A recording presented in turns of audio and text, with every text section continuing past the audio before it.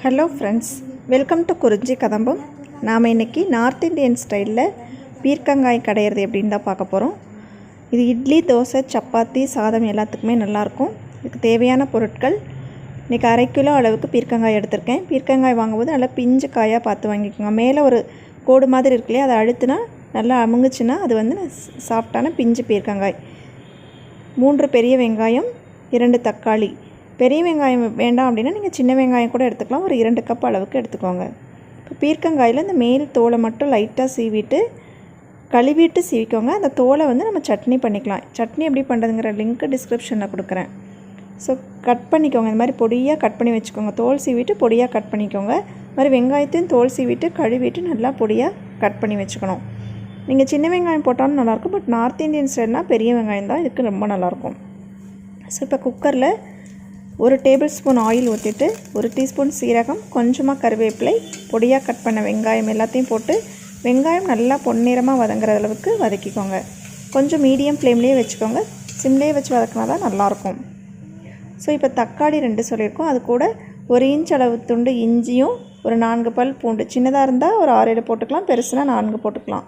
முதல்ல இஞ்சியும் பூண்டையும் அரைச்சிட்டு அது கூட தக்காளியும் போட்டு ஃபைன் பேஸ்ட்டாக அரைச்சி வச்சுக்கலாம். ஸோ இப்போ வெங்காயம் நல்லா நமக்கு வதங்கிருச்சு. இப்போ வெங்காயம் வதங்கினதுக்கப்புறமா பாருங்கள் பொன்னிறம் ஆயிடுச்சு. இப்போ நம்ம அரைச்சி வச்சுருக்கிற தக்காளி கலவையை இதுக்குள்ளே ஊற்றிக்க போகிறோம். தண்ணி ஊற்றக்கூடாது. தக்காளி இஞ்சி பூண்டு பேஸ்ட் மட்டும் போட்டுட்டு நல்லா ஃப்ரை பண்ணிக்கணும். அதாவது தக்காளியிலேருந்து அந்த எண்ணெய் பிரிஞ்சு வரும் இல்லையா, அந்த ஸ்டேஜ் வரைக்கும் நீங்கள் வதக்கிக்கணும். ஸோ சிம்மில் வச்சே வதக்கிக்குவாங்க. அதனால் தக்காளியுடைய பச்சை வாசனையும் அந்த மாதிரி டைமில் போயிடும். ஸோ பார்த்தீங்கனாலே தெரியும் நல்லா எண்ணெய் பிரிஞ்சு வந்துருச்சு. ஸோ இந்த டைமில் நம்ம பொடிகள்லாம் சேர்த்துக்கலாம். மஞ்சள் தூள் 1/2 டீஸ்பூன், மிளகாய்த்தூள் 1 டீஸ்பூன், கரம் மசாலா தூள் ஒரு 1/2 டீஸ்பூன்லேருந்து 1 டீஸ்பூன் சேர்த்துக்கலாம். மிளகாய்த்தூள் வந்து உங்கள் காரத்திற்கேற்ப நீங்கள் சேர்த்துக்கோங்க. கரம் மசாலா தூள் வந்து நம்ம வீட்டில் அரைச்சதுனால 1/2 டீஸ்பூன் சேர்த்தாலே போதும், ரொம்ப மணமாக இருக்கும். அதோட லிங்க்கும் டிஸ்கிரிப்ஷனில் கொடுக்குறேன்.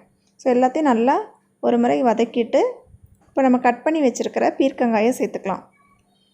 பீர்க்கங்காயை சேர்த்துட்டு நல்லா தண்ணி விடாமல் ஃபஸ்ட்டு வதக்கிக்கோங்க. பீர்க்கங்காயே நிறைய தண்ணீர் விடும், அதனால் தண்ணி சேர்த்துறாதீங்க. இப்போ தேவையான அளவு உப்பு போட்டுட்டு நம்ம ஆல்ரெடி தக்காளியெல்லாம் அரைச்சோம் இல்லையா, இந்த தக்காளி விழுது அரைச்ச மிக்சியை கழுவி நம்ம அந்த தண்ணியை ஊற்றிக்கலாம். அந்த தண்ணியே போதுமானதாக இருக்கும். ஸோ நல்லா ஒரு முறை கிளறிட்டு நம்ம மூடி போட்டு விசில் போட்டு மீடியம் ஃப்ளேம்லேயே வச்சு ஒரு 4லேருந்து 5 விசில் விட்டுருங்க. பீர்க்கங்காய் நல்லா வெந்துடும். இப்போ ஸ்டீம் அடங்கினதுக்கப்புறமா எடுத்து பார்த்தோன்னா பார்க்கும்போதே தெரியும் அவ்வளோ டெம்ப்டிங்காக வாசமாக இருக்கும்.